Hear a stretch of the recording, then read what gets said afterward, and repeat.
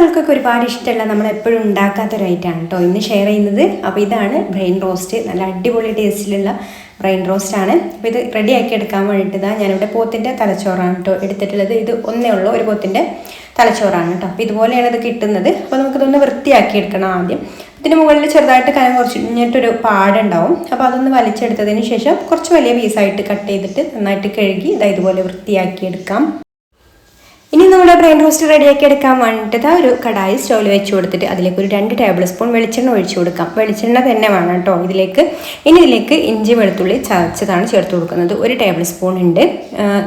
ഇഞ്ചിയൊക്കെ കടിക്കുന്നത് അത്രയ്ക്ക് ഇഷ്ടമില്ലാത്തവരാണെന്നുണ്ടെങ്കിൽ ഇത് പേസ്റ്റ് ചേർത്ത് കൊടുത്താലും മതി കേട്ടോ. ഇഞ്ചി വെളുത്തുള്ളി പേസ്റ്റ് ചേർത്ത് കൊടുത്താലും മതി.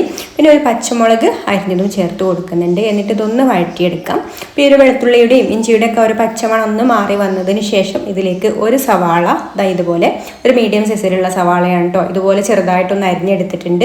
അതും കൂടെ ചേർത്ത് കൊടുക്കാം. പെട്ടെന്ന് സവാള ഒന്ന് വഴന്ന് കിട്ടാൻ വേണ്ടിയിട്ട് ഈ ഒരു സമയത്ത് തന്നെ ഇതിലേക്ക് പാകത്തിനുള്ള ഉപ്പും പിന്നെ കറിവേപ്പിലയും കൂടെ ചേർത്ത് കൊടുത്തിട്ട് നന്നായിട്ടൊന്ന് വഴറ്റിയെടുക്കാം.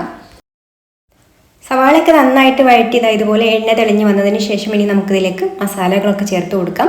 അപ്പോൾ ഇതിലേക്ക് ഞാനിവിടെ ഒരു 3/4 ടീസ്പൂൺ മഞ്ഞൾപ്പൊടി ചേർത്ത് കൊടുക്കുന്നുണ്ട്. അതുപോലെ തന്നെ ഒരു 2 ടീസ്പൂൺ കുരുമുളക് പൊടിയും. കുരുമുളക് പൊടി കുറച്ച് കൂടുതൽ തന്നെ വേണം കേട്ടോ. കുരുമുളക് പൊടിയുടെ ആ ഒരു ഫ്ലേവറാണ് ഇതിൽ മുന്നിട്ട് നിൽക്കേണ്ടത്. ഇതിലേക്ക് നമ്മൾ മുളക് പൊടിയൊന്നും ചേർത്ത് കൊടുക്കുന്നില്ല. അതുപോലെ 1/2 ടീസ്പൂൺ ഗരം മസാലയും പിന്നെ ഒരു 3/4 ടീസ്പൂൺ മല്ലിപ്പൊടിയും കൂടെ ചേർത്ത് കൊടുക്കുന്നുണ്ട്. എന്നിട്ട് എല്ലാം കൂടി നന്നായിട്ടൊന്ന് വഴറ്റിയെടുക്കുക. ഈ ഒരു മസാലയുടെ ഒക്കെ ഒരു പച്ചമണം മാറി വരുന്നത് വരെ വഴറ്റിയെടുത്തതിന് ശേഷം ഇതിലേക്ക് നമ്മൾ കഴുകി വൃത്തിയാക്കി എടുത്തിട്ടുള്ള ബ്രെയിൻ ഉണ്ടല്ലോ അതും കൂടെ ചേർത്ത് നന്നായിട്ടൊന്ന് ഇളക്കി കൊടുത്തതിന് ശേഷം ലോ ഫ്ലെയിമിൽ വെച്ചിട്ട് അടച്ച് വെച്ചിട്ടൊന്ന് കുക്ക് ചെയ്തെടുക്കാം.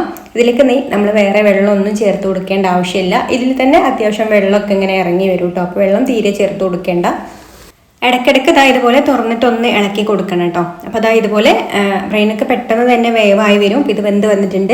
ഇത്രയും മതി. ഇനി നമുക്ക് ഫ്ലെയിം ഓഫ് ആക്കിയിട്ട് ഇതിലേക്ക് ഒരു ടീസ്പൂണ് പച്ച വെളിച്ചെണ്ണ കൂടെ ഇതിൻ്റെ മുകളിലായിട്ട് ഒഴിച്ചു കൊടുക്കുന്നുണ്ട്. ഈ ഒരു സമയത്ത് തന്നെ ഇനിയിപ്പോൾ വേണമെന്നുണ്ടെങ്കിൽ കുറച്ച് കുരുമുളക് പൊടിയും കൂടെ മുകളിൽ വിതറി കൊടുത്താലും നല്ല ടേസ്റ്റ് തന്നെയാണ് കേട്ടോ. ഒരു ഫ്ലേവർ ഒന്നും കൂടെ കിട്ടും.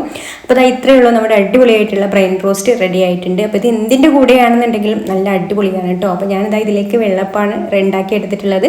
അപ്പോൾ ഇഷ്ടമായിട്ടുണ്ടെങ്കിൽ ലൈക്ക് ചെയ്യാനും ഷെയർ ചെയ്യാനും ചാനലൊന്ന് സബ്സ്ക്രൈബ് ചെയ്യാനും ഫേസ്ബുക്കിലാണ് കാണുന്നതെന്നുണ്ടെങ്കിൽ പേജ് ഒന്ന് ഫോളോ ചെയ്ത് സപ്പോർട്ട് ചെയ്യാനും കൂടി മറക്കല്ലേ. അപ്പോൾ ഇനി മറ്റൊരു നല്ല റെസിപ്പിയുമായിട്ട് അടുത്ത വീഡിയോയിൽ കാണാം. താങ്ക്